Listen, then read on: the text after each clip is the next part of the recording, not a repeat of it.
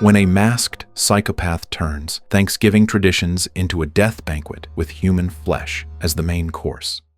The film begins by showing the atmosphere of a Thanksgiving celebration at a modest house owned by a man named Mitch and his wife Amanda, who live in the town of Plymouth.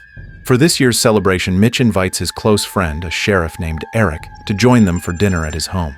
After the meal, Mitch excuses himself to go to work because that night a massive discount event will take place at a supermarket called Riot, where Mitch is employed. Mom, right? Hey, Mom, remember Eric? Mary, but let's face it, Black Friday starts on a Thursday. Apparently he's AWOL. Thomas called and said it's... Elsewhere, the story shifts to Thomas, the owner of the largest supermarket in the town, who is also celebrating Thanksgiving. The dinner is attended by Thomas's daughter Jessica, Jessica's boyfriend Bobby, and Thomas's wife, as well as Jessica's stepmother Kathleen. After dinner, Bobby and Jessica plan to go watch a movie with their friends, Scuba, Yulia, Evan, and Gabby. However, on their way, they are surprised to see a huge crowd lining up in front of Jessica's father's supermarket. It turns out that Riot Mart is holding a massive Black Friday discount event, offering special deals available only on Thanksgiving night. I need a new phone. Mine got fucking smashed. Just fucking calm down. Because of this, residents throughout the town do not want to miss this once-a-year opportunity. Due to the overwhelming number of people eager to take advantage of the discounts, Riot Mart employees are forced to set up metal barricades to keep the situation under control. Even though the store has not yet opened, people have already been lining up for hours, and Mitch can be seen working there as the supermarket manager. Hey, Bonjo, let me get the back of the fucking line, okay? Goddamn morons. Due to heavy traffic, Jessica, Bobby, Scuba, Yulia, Evan, and Gabby decide to enter Riot Mart. While passing through the crowd of customers waiting outside, Jessica briefly meets her school friend Ryan, who turns out to have feelings for her. Unfortunately for him, Jessica already has a boyfriend, Bobby. Jessica then invites her friends to enter Riot Mart through the employee entrance. I'll take this pussy. Fuck you, bitch. Hey! Hello?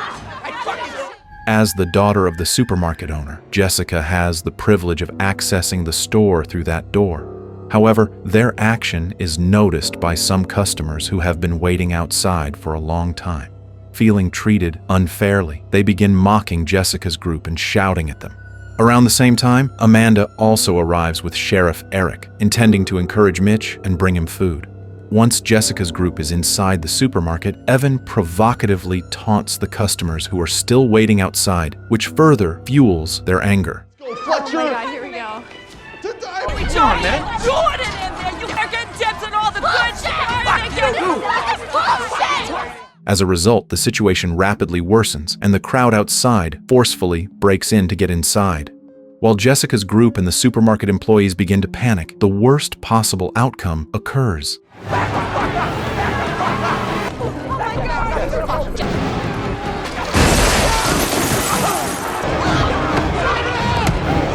Chaos erupts as customers riot, overwhelming the employees and security personnel. In the middle of the panic, Evan excitedly records everything happening inside the supermarket. The riot causes numerous casualties, ranging from injuries to deaths.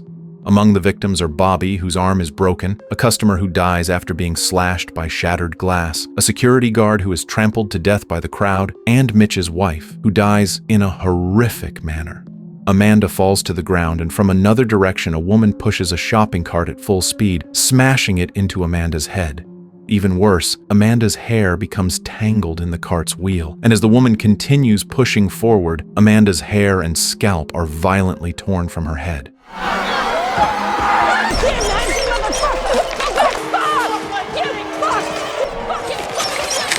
No.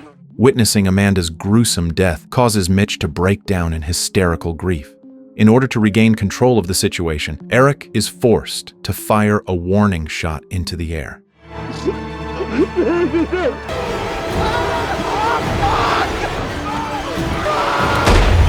In short, 1 year has passed since the riot at Riot Mart.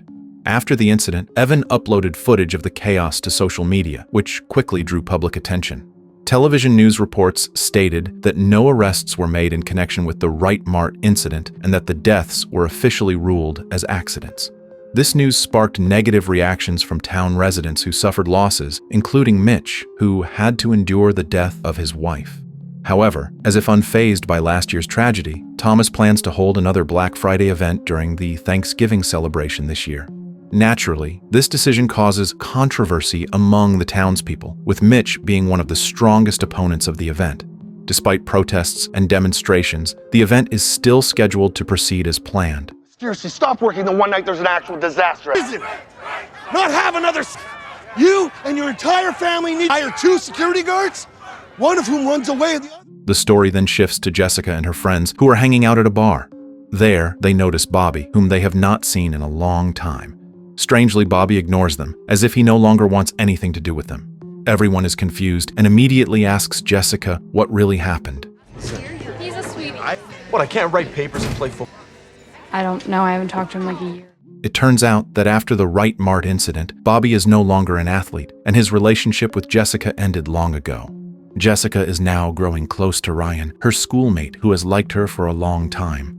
Shortly afterward, their phones suddenly receive notifications from a social media account named John Carver, tagging them in a post.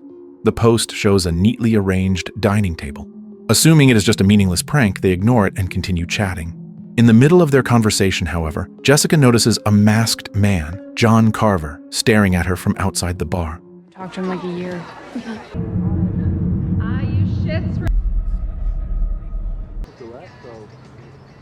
The scene then shifts to a man watching footage of the riot at Right Mart.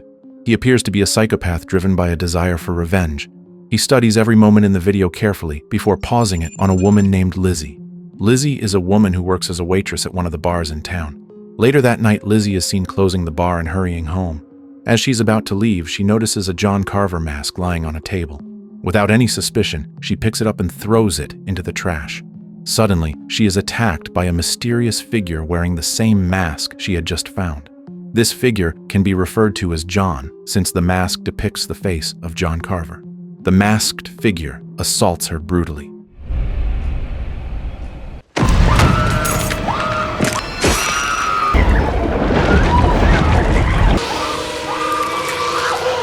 Fortunately, Lizzie manages to escape and hide in a room. She desperately tries to use her phone to call for help, but fails because the screen is covered in blood. She then attempts to unlock the phone using face recognition, but it does not work because her injured face can no longer be detected by the camera. After some time, when she believes the situation is safe, Lizzie quietly comes out of hiding. However, when she reaches the parking lot, she realizes she has lost her car keys, and the masked figure is already inside her car. Lizzie tries to take cover inside a dumpster, but before she can climb in, John drives the car straight into her, violently splitting her body in two.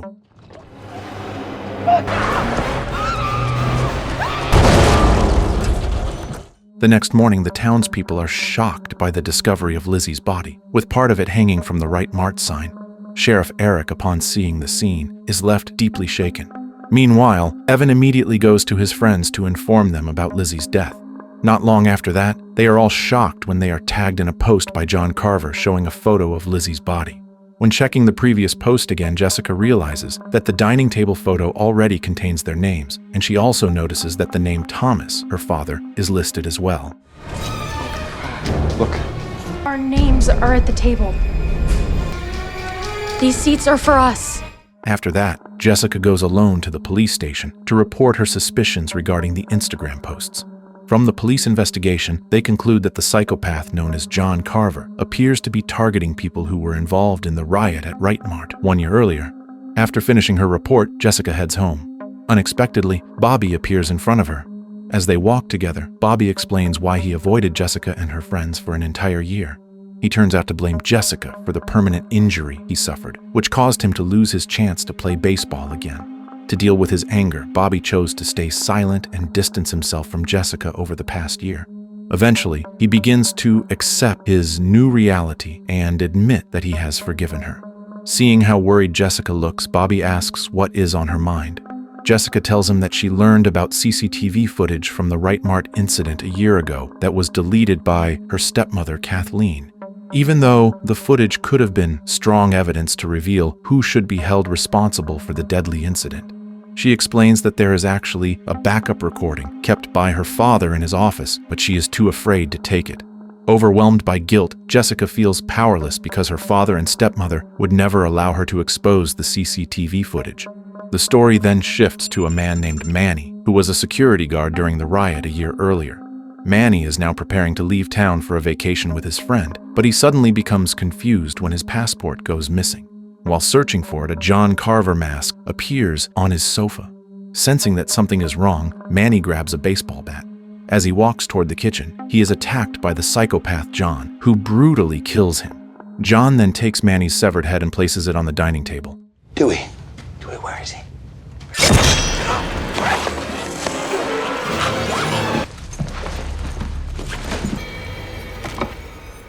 The next day, Jessica and the others are shocked by John Carver's latest post, which shows Manny's severed head. Driven by desperation, Jessica decides to watch the backup CCTV footage that captures the moments shortly before the Right Mart incident occurred. From the recording, Jessica discovers that someone named Lonnie was the one who started the riot. Armed with this evidence, Jessica, accompanied by Bobby, immediately goes to meet Sheriff Eric to hand it over. At the same time, Jessica and Bobby also begin to suspect Ryan. As it turns out, Ryan knew one of the victims who died during the incident. They hope the police can finally identify and arrest the person behind the John Carver mask. When Jessica and her friends gather again, they begin discussing who the psychopath might be. Some accuse Bobby, believing his life was ruined after the incident because he could no longer be an athlete. Others suspect Ryan, considering his closeness to one of the victims and the possibility that he is seeking revenge for that death. There are also those who accuse Mitch due to his hatred toward Right Mart and the fact that the incident claimed his wife's life. The scene then shifts to Lonnie, who is busy training a group of athletes. Suddenly, Lonnie is invited by his girlfriend, a cheerleader, to go to a nearby room. Once there, Lonnie's girlfriend begins teasing him by jumping on a trampoline. Without her realizing it, the figure of John Carver suddenly appears and brutally kills Lonnie by snapping his neck, and his girlfriend, still distracted by the trampoline, is also murdered.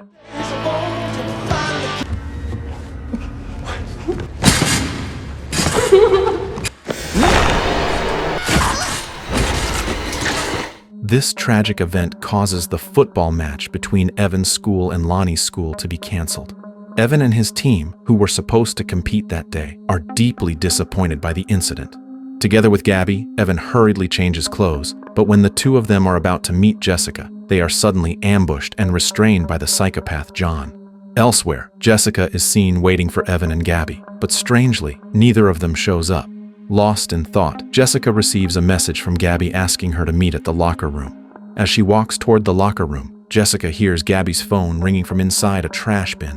When she reaches out to take the phone, the psychopath John suddenly appears from behind and attacks her.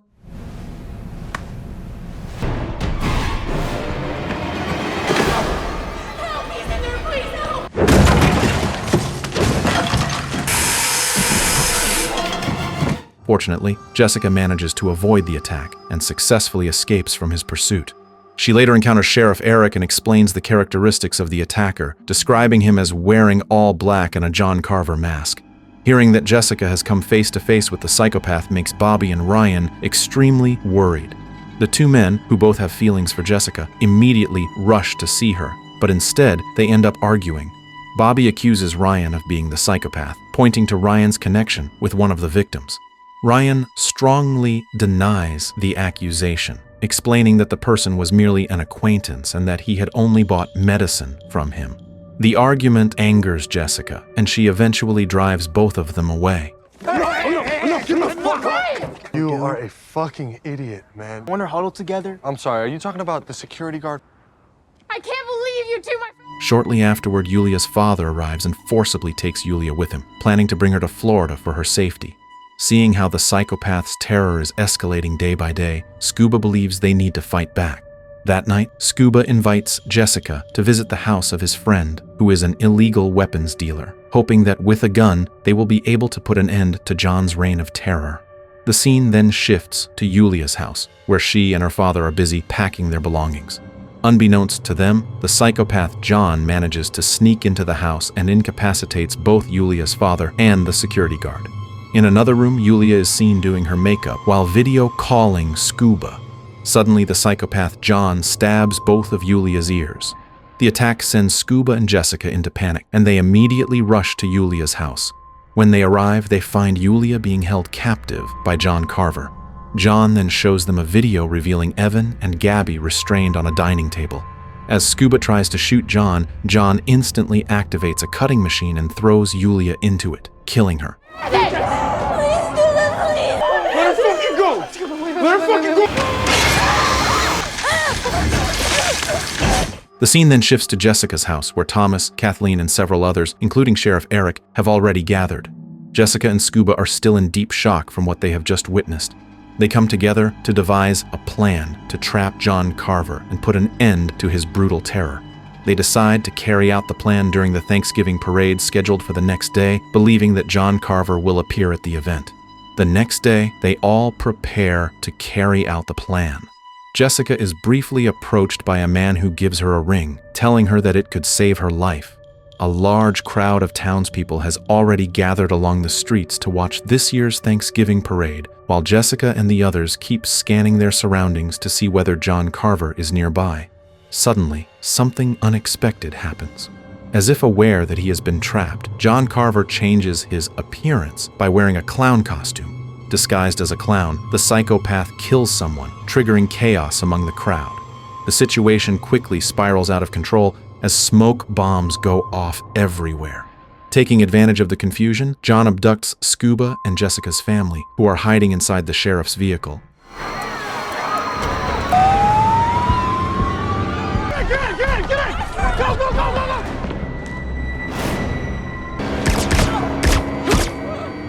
After that, Kathleen regains consciousness, only to find herself alone on top of a kitchen table. It turns out that the psychopath John is preparing Kathleen's body to be used as roasted meat. Kathleen tries not to panic and pretends to be unconscious. While John is busy preparing the oven to roast her, Kathleen uses the opportunity to escape. A deadly game of hide-and-seek follows, which ultimately ends with John successfully capturing Kathleen.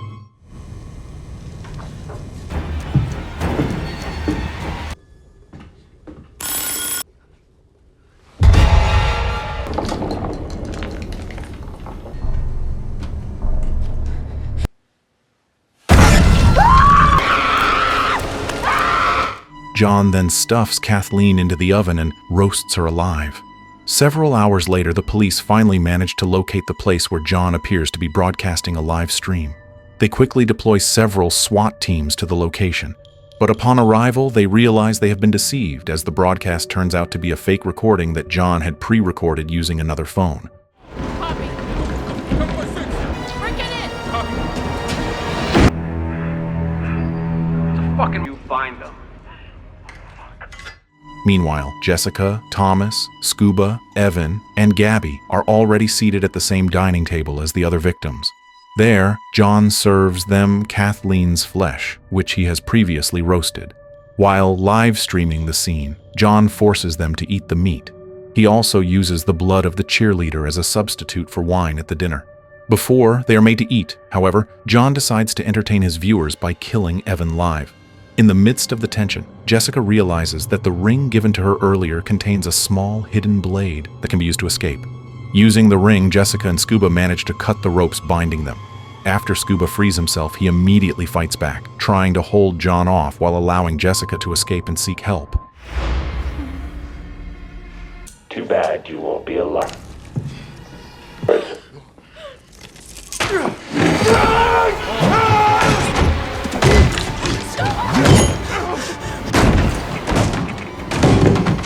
After escaping from John's pursuit, Jessica instead finds Sheriff Eric unconscious in the middle of the road. At the same time, she sees someone wearing a John Carver mask entering a room. Jessica grabs Eric's pistol and follows the person inside. She's shocked to discover that the masked figure is Bobby, her ex-boyfriend. Not long after, Eric regains consciousness and enters the room, trying to calm Jessica down.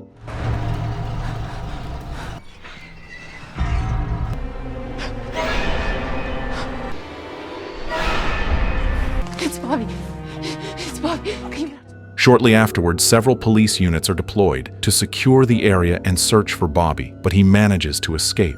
Sheriff Eric then confirms that the psychopath known as John Carver is Bobby. A detective also informs Jessica that her father and her other friends have been successfully rescued and are now at the hospital receiving medical treatment. Long story short, while Jessica is alone with Eric, she accidentally notices a thorny plant stuck to Eric's shoe. Instantly, Jessica recalls that the psychopath John she was chased by earlier had run through a thorny area. Suspicion toward Eric immediately grows in Jessica's mind. Even though Jessica tries to act normal, Eric realizes that she has begun to suspect him.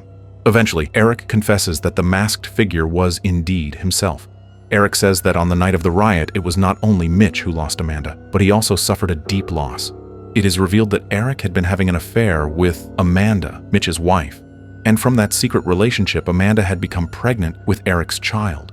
Amanda had planned to divorce Mitch so she could build a family with Eric, but that future was destroyed by Amanda's death during the Right Mart incident a year earlier. Eric's life completely fell apart, and because of Amanda's death, he swore to take revenge on everyone involved in the riot. As Eric moves to restrain Jessica, she reveals Eric's phone, which she has secretly taken. Throughout their conversation, Jessica has been recording and live streaming everything through the John Carver account. The live stream is being watched by many people, leaving Eric unable to deny the truth. This enrages Eric even more toward Jessica, but before anything worse can happen to her, Bobby arrives just in time to save Jessica. A chase ensues between them.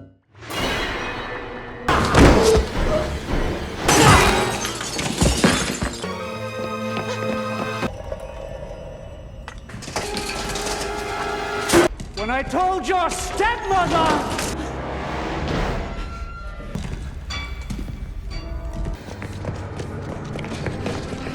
Before leaving the area, Jessica manages to turn on the gas valve that inflates the parade balloon. Just as they are about to escape by car, Eric hooks a cable from their vehicle to a building pole, leaving the car completely immobilized. With no way out and cornered, Jessica grabs a weapon from Bobby's car. She then shoots the parade balloon she had activated earlier, causing it to explode and engulf Eric in the blast.